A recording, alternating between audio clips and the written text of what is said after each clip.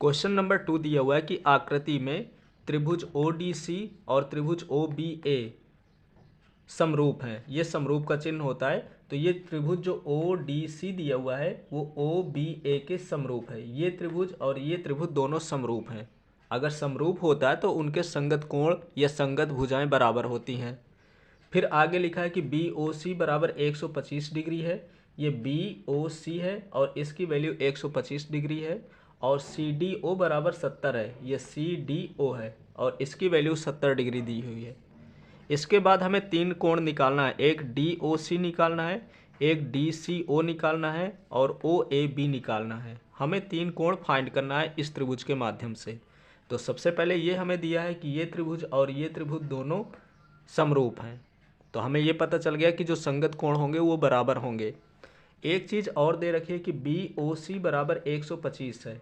तो अगर हम यहाँ पे ध्यान से देखते हैं तो BO और D एक सीधी रेखा है, यानी सरल रेखा है। तो हम इसको ऐसे लिख सकते हैं कि कोण BOD बराबर होता है 180 डिग्री के। और यहाँ पे लिखेंगे ये सरल रेखा है और सरल रेखा जो होती है वो 180 डिग्री की होती है। इससे क्या होगा कि हम ये वाला कोण आसानी से निकाल सकते हैं, ये वाला कोण।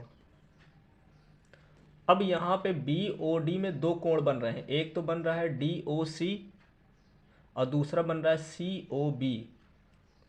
एक कोण बन रहा है यहाँ पे DOC और दूसरा कोण बन रहा है यहाँ पे COB। जैसे यहाँ पे देखेंगे तो DOB एक स्ट्रेट लाइन है, यहाँ पे D है, यहाँ पे B है। और हमें पता है कि जो सीधी लाइन होती है वो 180 डिग्री की होती है। यहाँ से एक लाइन रेखा गई हुई है C पे। तो 2 कोण हो गए। एक तो हो गया हमारा DOC और दूसरा कोण हो गया यहाँ पे COB बराबर में 180 डिग्री। हमें COB की वैल्यू 125 डिग्री दी हुई है तो COB की जगह 125 रखेंगे तो DOC का मान निकल आएगा।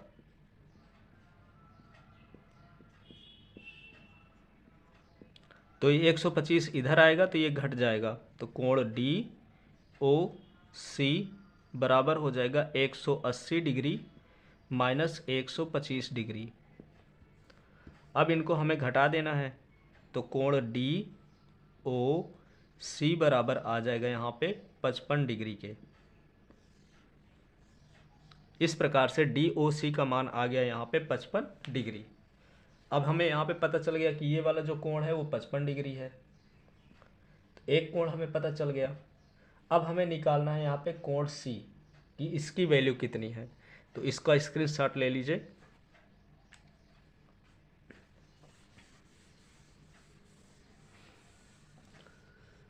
अब यहाँ पे लिखेंगे हम त्रिभुज DOC, त्रिभुज DOC में।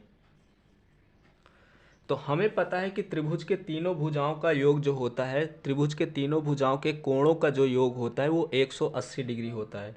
और 3 कोण कौन कौन से हैं? एक तो यहाँ पे हम ले सकते हैं यहाँ पे कि DCO, एक कोण ये C वाला ले सकते हैं तो इसको हम लिखेंगे DCO। एक यहाँ पे एक बार बना लेते हैं। ये यहाँ पे C है, यहाँ पे D है और यहाँ पे O है। तो एक कोण तो हम यहाँ पे लेंगे DCO, कोण DCO। दूसरा कोण हम यहाँ पे लेंगे COD या DOC, हम कुछ भी लिख सकते हैं यहाँ पे DOC या COD लिख सकते हैं। तो हम इसको DOC भी लिख सकते हैं, DOC। हमें ये ध्यान देना है कि जो हम कोण लेते हैं वो बीच में होना चाहिए। जैसे हमने कोण O लिया है तो चाहे DOC लिखें या COD लिखें, पर जो कोण ले रहे हैं वो बीच में होना चाहिए। अब ये वाला कोण बचा हुआ है तो हम इसको CDO भी लिख सकते हैं या ODC भी लिख सकते हैं, कुछ भी हम लिख सकते हैं, पर जो कोण लिख रहे हैं उसको बीच में रखना है। जैसे हमने CDO लिखा, CDO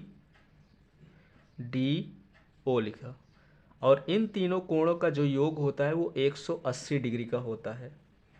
हमें कोण O का मान पता है कि ये 55 डिग्री है।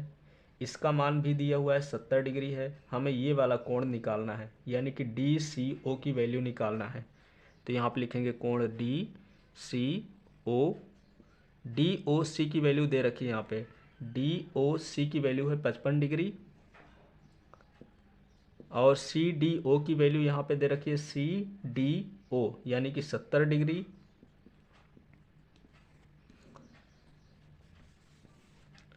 इक्वल में है 180 डिग्री। इनको दोनों को प्लस करेंगे तो ये हो जाएगा 125 डिग्री और बराबर में है 180 डिग्री। तो कोण डी सी ओ 125 डिग्री को उधर लाएंगे तो ये माइनस में हो जाएगा, और इनको जब सब्ट्रैक्ट करेंगे तो कोण डी सी ओ बराबर हो जाएगा 55 डिग्री। तो इस प्रकार से दूसरा कोण भी निकल आया। पहला कोण हमने डी ओ सी बराबर भी 55 निकाला था, डी सी ओ बराबर भी निकल आया 55 डिग्री। अब हमें निकालना है ओ ए बी, तो इसका भी स्क्रीनशॉट ले लीजिए।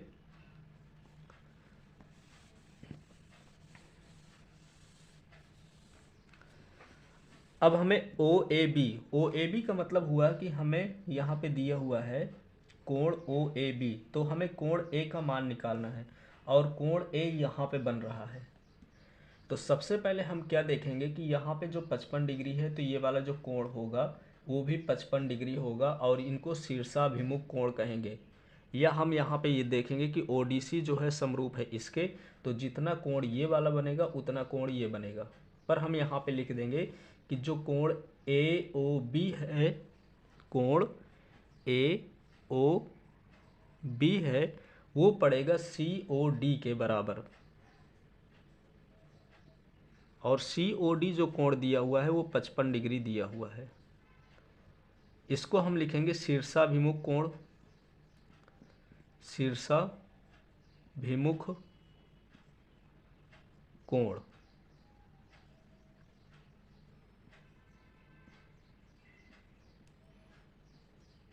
इसी तरह हम सारे कोण निकालेंगे तो ये पता चल गया कि ये 55 डिग्री हो गया। जितना कोण यहाँ पे बन रहा है उतना कोण यहाँ पे बनेगा।